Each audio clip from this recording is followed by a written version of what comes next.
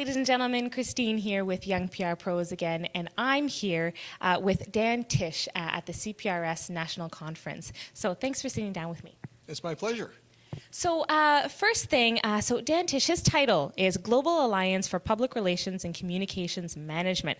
I'm really interested in this Global Alliance thing, and one of the things you talked about in your welcome speech this morning was the Holy Grail of communications. What is the Holy Grail? Well, what I referred to this morning, Kristine, was that in some ways the Holy Grail is figuring out common standards for the research, measurement, and evaluation of public relations, right? It's fundamentally, our business has to be about delivering value, and ultimately that value rests in a stronger reputation or stronger brands, stronger organizations that are made better because of the quality of their relationships. And so that's one of many things that we're working on globally. One of the things you mentioned during your little talk was this thing called the Melbourne Mandate. Yep. Please elaborate on that. Okay, well, it was a really exciting moment that we had last November in Melbourne, Australia, because after a year of research and dialogue, we had more than 800 public relations and communications professionals and academics from all over the world who came together and unanimously adopted a vision of public relations and its emerging value to organizations and to society. And it really had three key elements. The first was that we see a role for public relations in leading the definition of the character and values of an organization. The second was building a culture of listening and engagement, frankly with the emphasis more on the listening and the engagement, because we do many organizations do engagement well, but how many really listen well? And the third area, not surprisingly, was responsibility. That's where you can think about ethics, you can think about the fact that we have responsibilities, personal responsibility, professional responsibility, responsibilities to our organizations, but also responsibilities to society.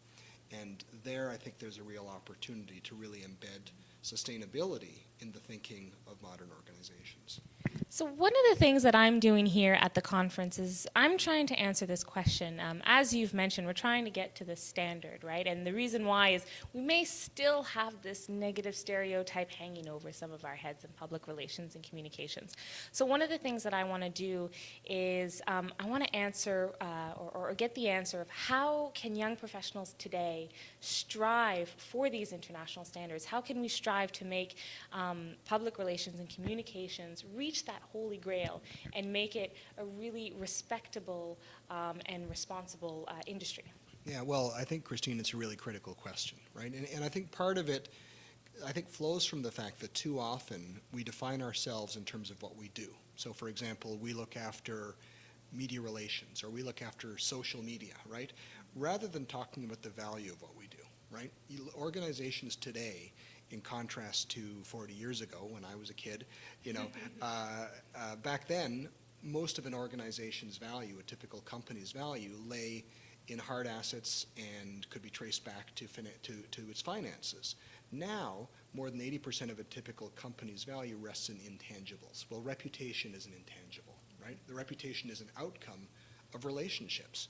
And so you start to define yourself a little differently if the CEO sees you or the boss sees you as somebody who is helping add to the value of the organization. So my single biggest tip for young professionals is make business literacy your number one goal in your education and training. Really understand business, because I find that more and more we're getting chances to advise the most senior leaders in organizations.